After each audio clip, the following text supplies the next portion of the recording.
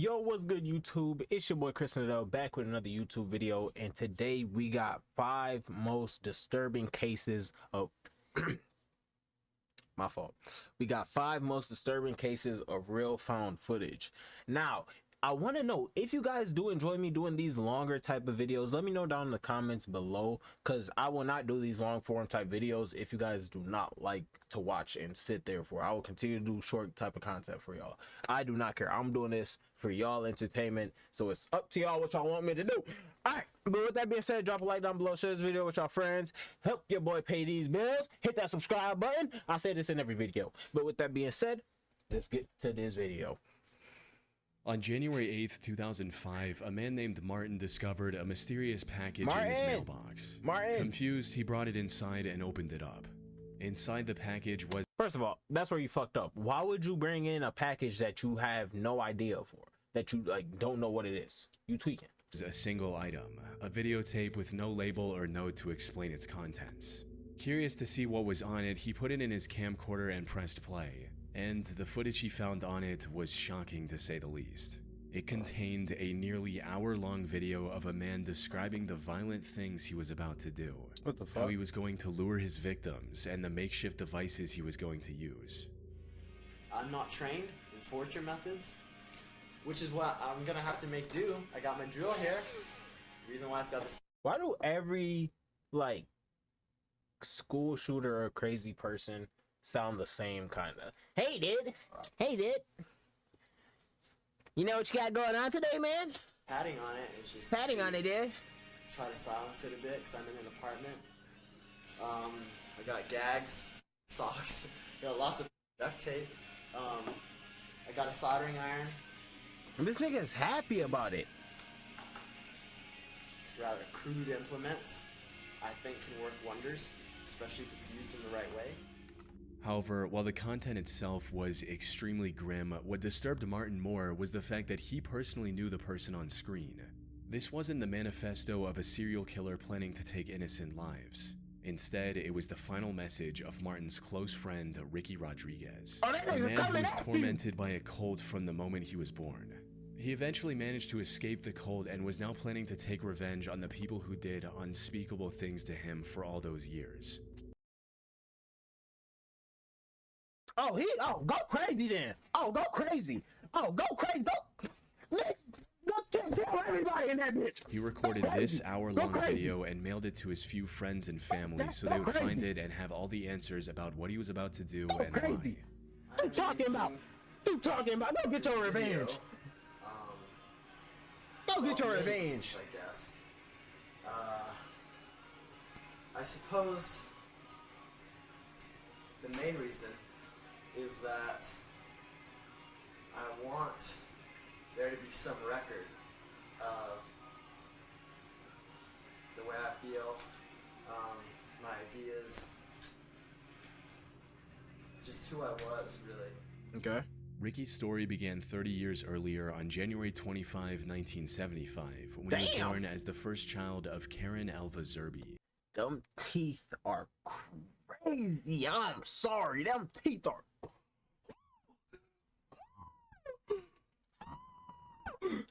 Karen was a member of a cult called the Children of God, which used Christian language to lure in young, impressionable minds, often teenagers. See, this is why I don't consider myself or like to be labeled a Christian, because of this background. Just say you're a follower of Christ. Just literally say you're a follower of Christ. It's way better, because you're not attached to any of the bullshit that goes on with Christians. I don't know. And molded them to its sick and perverse ideals. 2 years after Ricky's birth, he was adopted by the cult's leader, David Burke, who presented himself as the Chosen One. David, that nigga looked like he stank, changed the cult's name to The Family and declared Ricky to be a religious herald, granting him a special position in the organization. However, while he was treated like royalty by the other members on the surface, behind closed doors, Ricky was the victim of vile acts no child should ever have to endure. David not only encouraged these acts, but went as far as to write a whole book about everything he and his followers did to Ricky, called The Story of DeVito. This abuse continued for many years, but as Ricky got older, he became aware of David's lies and manipulation. Then, in 1999, he finally managed to escape the cult with his girlfriend Alexia Manuel by faking a visit to the cult's compound in Mexico and fleeing to the US instead. Reintegration into society after 24 years in an isolated cult was anything but simple. But Ricky somehow managed to pull through and secure a job as an electrician. He also married Alexia and later moved to Tucson, Arizona due to his work. Unfortunately, no matter how hard he tried to move forward, the nightmare he escaped continued to haunt him. David had passed away in 1994, and the cult was now under the supervision of Karen Zerby, Ricky's mother. And while the cult had managed to escape legal repercussions by mainly operating overseas, Ricky knew that there were still countless children suffering the same fate as him. So, in January of 2005, he decided enough was enough and took matters into his own hands. Which brings us back to the video he recorded and then mailed to a handful of close friends and his wife. In it, Ricky mentioned his ultimate goal, which was to bring down the cult all on his own. Beyond that, a part of this was also about getting revenge for everything that was done to him. There's this need that I have. This need, it's not a want, it's a need, and I wish it wasn't, but it is. It's a need for revenge. It's a need for justice. Because I can't go on like this. In this video, he also laid out his plan for accomplishing this goal. He'd apparently gotten in contact with his previous nanny, Angela Smith, who was among the group that tormented him during his time in the cult. He was going to invite her over for dinner at his apartment in Tucson and make her tell everything she knew about the other members' whereabouts by any means necessary. And that's exactly what he did. On January 8th, after mailing copies of his recording, he invited Angela into his home and proceeded with the plan. It's unclear what information he managed to extract from her before taking her life. He then got into his car and drove to Blythe, California. There, he rented a motel and called his wife to tell her about what he had done and what he was going to do next. However, despite the meticulous planning, Ricky ultimately couldn't follow through with the rest of his plan. On the morning of January 9th, authorities found his car in a parking lot just a few miles from the hotel he was staying at. Ricky was found inside the car as well, where he had taken his own life. And while this was tragic news for his loved ones, it was hardly surprising for his wife. You see,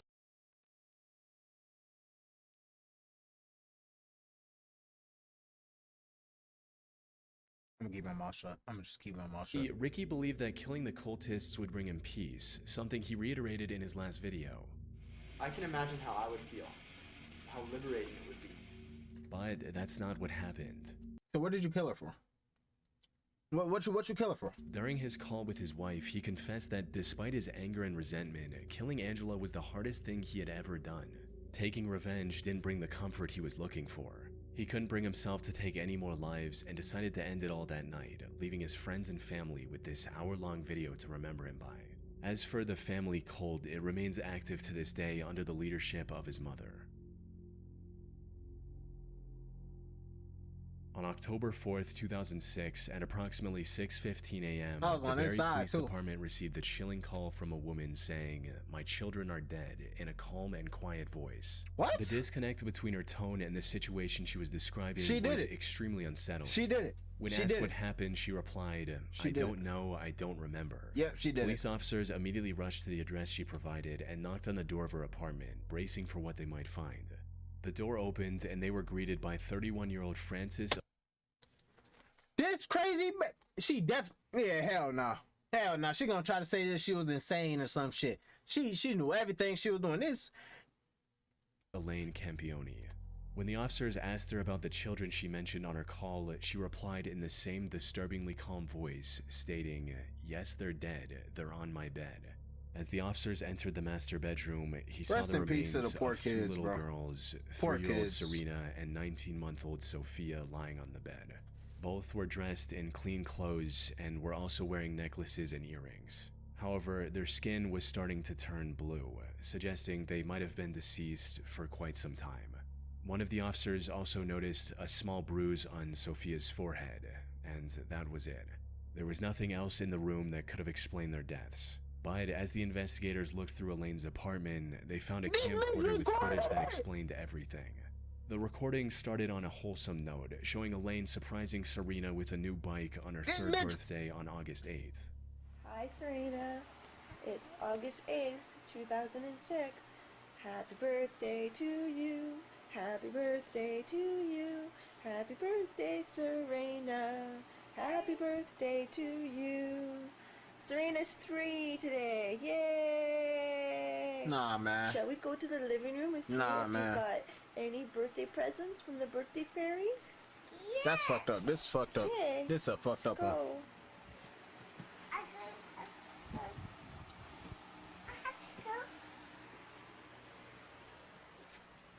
This one not there, bro.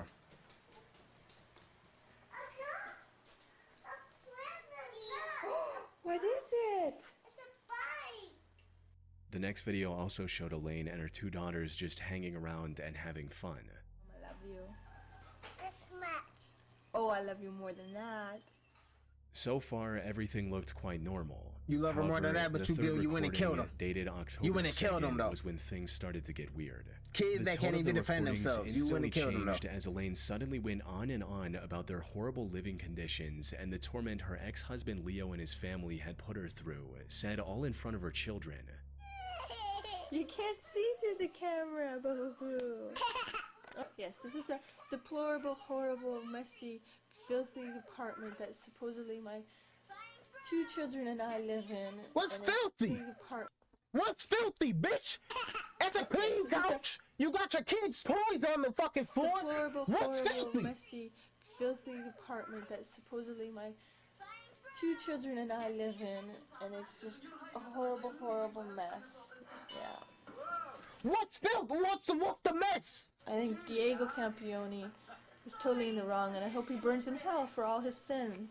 The same as Leonardo. All I wanted to do was take care of my 2 little girls and live happily ever after the 3 years of physical, emotional, and mental abuse that I endured tremendously endured. by Leonardo Campione, and in the past year from Anna and Diego Campione, the mental and emotional abuse, which wasn't stopped, and I had so you took it out on the kids. keep bringing these 2 people into my life over and over again when I kept telling them the amount of mental and emotional So abuse you took it was out on the causing kids, though. my 3-year-old daughter Serena and I, and That's what you did. You took it out on the it kids, was though. horrible and uncalled for, and I want justice to my family for what they have all done to us.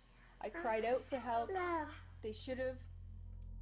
Leo But you doing was this in front of the apparently kids. The extremely kids don't know what abusive, you're talking both about. physically and mentally.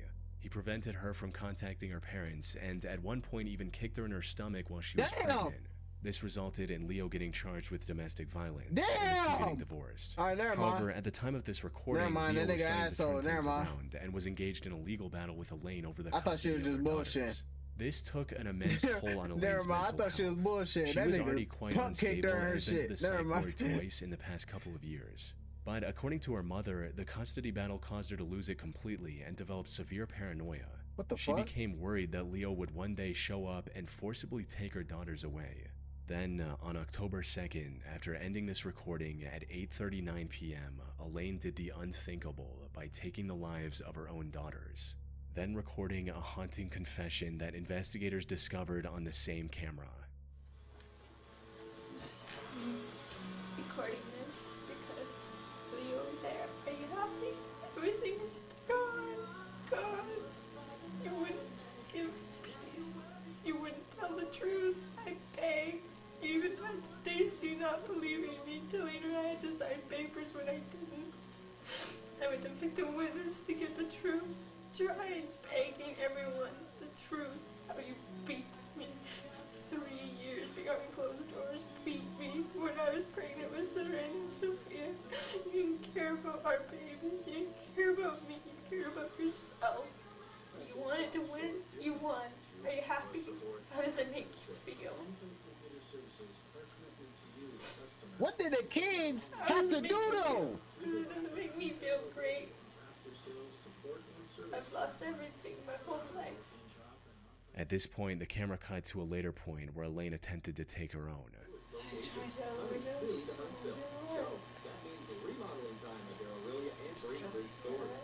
So she's doing all this and the kids are still on the bed dead. Precious little girls. Everything has a sale price.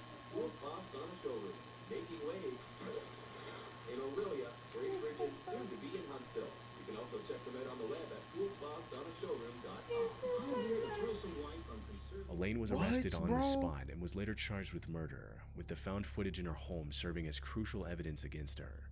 She was ultimately sentenced to life in prison Fuck all with the that crying possibility of shit. parole after 25 years. She got what? Sentenced to life in prison with the Okay. possibility of parole after No, 25 she years. shouldn't get no parole. There shouldn't be no parole. Years ago, the The Bureau fuck of should he Land parole after Management 25 published a years public for? service Let the announcement nigga die in dubbed jail. Stay Out and Stay Alive, educating Fuck viewers you talking about about the parole countless after 25 dangers years? of The bitch don't exploring deserve no abandoned parole. mines, including the very real risk of cave-ins, volatile explosives, wild animals, That ain't and getting me entire hot. sections without oxygen.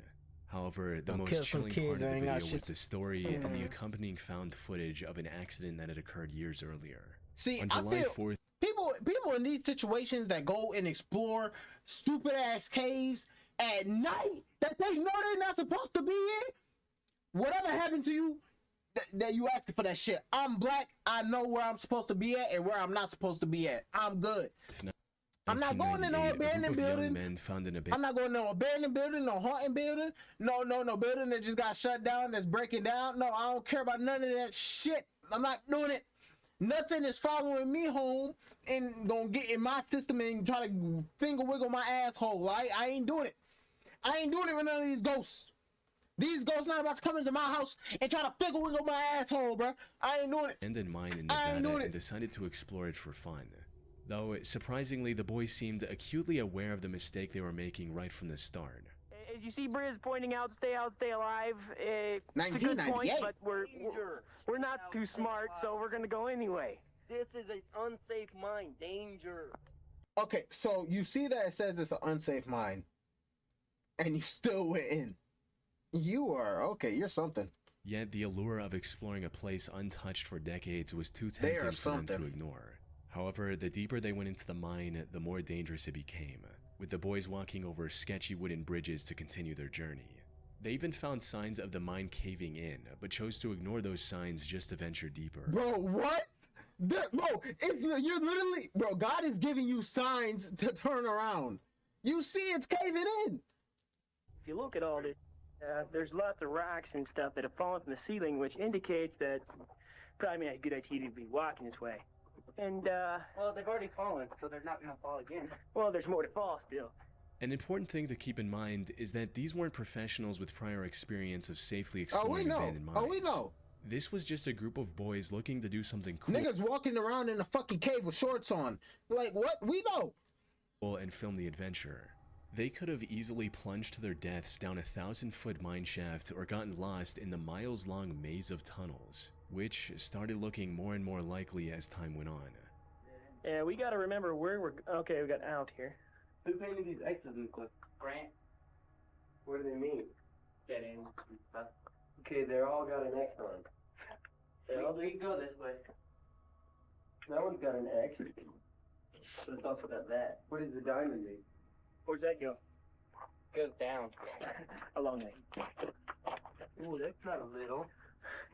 Well, it'd be kind of hard if you slipped and fell. You could catch yourself before you actually fell down that. Not if panic set in and you spin like a little girl. Toxic gases and radioactive elements could have also caused serious health issues down the line, if not immediately. Fortunately, they somehow managed to avoid all of these dangers and make their way fairly deep into the mine. Oh, let's go But deeper. then they came across something that could have ended all of their lives in one fell swoop. Got them pipes. Oh, wow. We have to climb that. Yeah, don't everybody get up. I got You're gonna be the lucky one to fall. This is going to America's Funniest when somebody falls. That's a good idea. Alrighty. Oh, that's on the table. Don't touch I hope that. the ropes. While crossing a sketchy section of the mine, one of the boys noticed a rope dangling down from one of the wooden beams and immediately became curious about whatever was down there. Why? Down to the main shaft. Wow, so we're climbing down this rope. Yeah.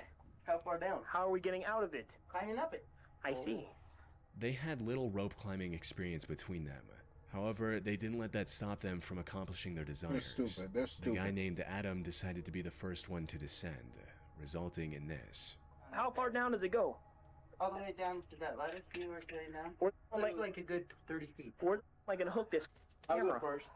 I am. About They are stupid. You don't like the vertical. Whole friend group is stupid.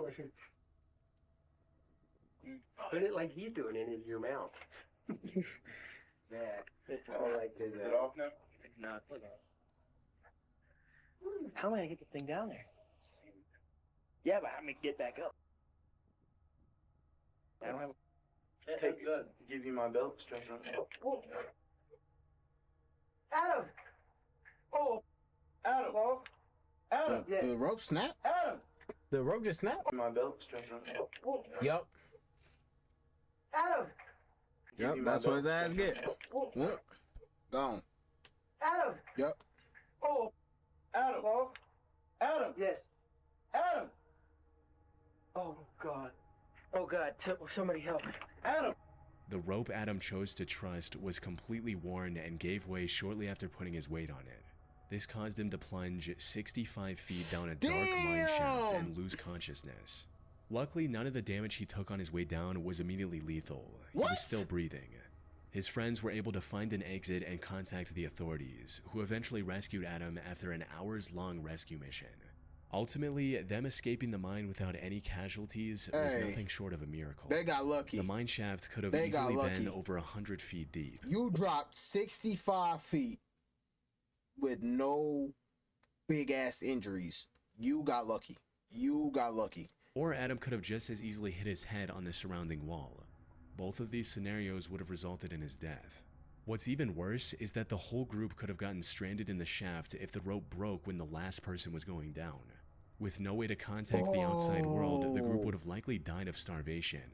Fortunately, they were able to walk away from this terrifying experience with just a few broken bones along with cuts and scratches. Oh, so he broke a couple bones. All right, never mind. I was about to say, if he didn't walk out... On the 25th of February 2022, the Perea I knew he Fuel had to get Company hurt a hired little maintenance bit. workers to reopen one of the underwater pipes connecting their oil unloading dock and refinery.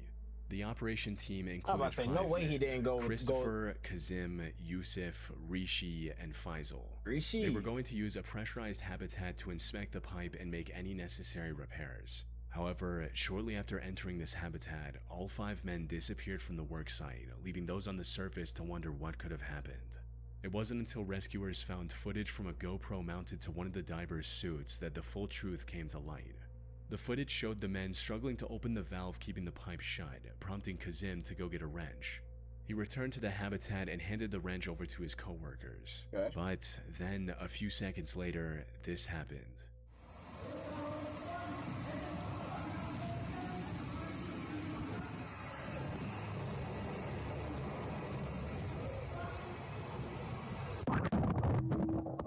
Oh. What's happening? That shit imploded? The moment the valve was opened, its low pressure created a powerful vacuum. Water rushed into the habitat, while the pressurized air violently forced everyone into the pipe. All 5 of the men were forced into the 30-inch wide pipe, faster than they could blink.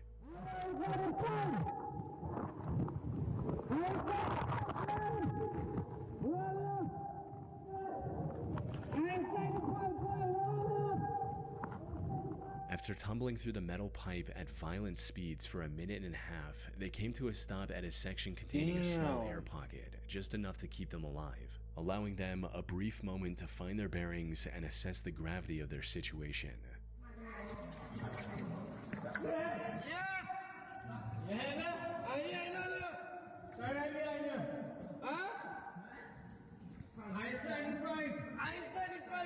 I'm inside the pipe. All of them were barely breathing, and one of them had also injured his leg. And while the air pocket was keeping them alive for the moment, it wasn't going to last very long. Yeah, that's not So, with no other option, the 2 men at the front, Christopher and Faisal, started moving forward in hopes of reaching the pipe's end and getting help for the other 3. But after making their way through several flooded sections, Faisal lost hope and refused to go any further. This left Christopher to continue alone, and ultimately reach the end of the pipe, where he was eventually pulled out by rescuers. Unfortunately, the same did not happen for his 4 co-workers. Days passed, and the rescue efforts were slim to none, eventually leaving the other 4 to die in that cramped... See, why would you not? He almost made it for the other 3. But after making their way through several flooded sections, Faisal lost hope and refused to go any further. Why would you refuse? You were almost there! For to continue alone, and ultimately reach the end of the pipe, where he was eventually pulled out by rescuers. Unfortunately, the same did not happen for his 4 co-workers. Days passed, and the rescue efforts were slim to none, eventually leaving the other 4 to die in that cramped metal tube. The company's CEO later defended this decision, stating that a rescue mission would have only endangered more lives. The incident sparked widespread outrage and even forced the regional government to launch an inquiry into how such a disaster was allowed to happen in the first place. But, as is the case with countless similar incidents, nothing much came of it, despite the numerous hearings. The other 4 divers were left for dead. That said, the Trinidad government did announce a compensation of $1 million for each of their families, as well as Christopher, in April 2025. On April 28, 2000, 22-year-old Russian diving instructor Yuri Lipsky decided to reach the depths of the Blue Hole in Dahab, Egypt. This was a risky plan from the get-go, since the Blue Hole is widely regarded as the deadliest diving site in the world, with as many as 200 fatalities in recent years. To make matters worse, before his dive, Yuri asked a local technical diver to accompany him on his journey. All of them rejected him, since the preparations for this risky of a dive took as long as a week. Yet Yuri wanted to go in just 2 days, no matter what. Even after every instructor refused to support his plan, instead of backing out, Yuri made the worst mistake of his life and chose to go through with it alone. He started the dive around noon and quickly disappeared into the depths of the ocean. However, many hours passed and there was no sign of Yuri anywhere. His concerned mother enlisted the help of a local technical diver named Tariq Omar, who immediately set out to rescue her son. Unfortunately, by the time he found Yuri, it was already too late. Damn. Tariq discovered Yuri's lifeless body floating near the floor of the Blue Hole. The next day, he returned with the necessary equipment to bring Yuri's body back to the surface and got to work. But as he was about to take Yuri back, he noticed that Yuri's diving camera was lying nearby. So he grabbed that as well and began ascending. This camera had captured the final moments of Yuri in haunting detail.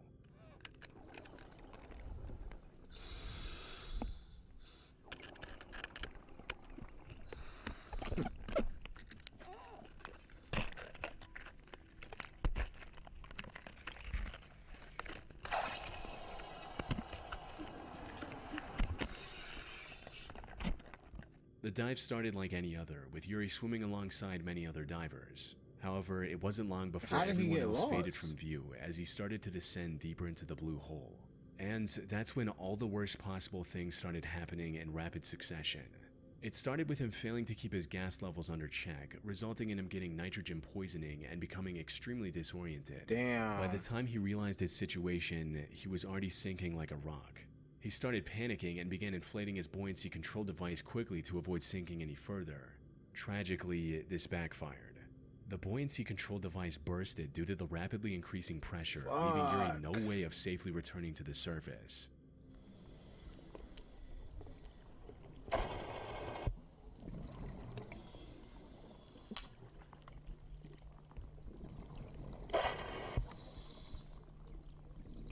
He's just falling.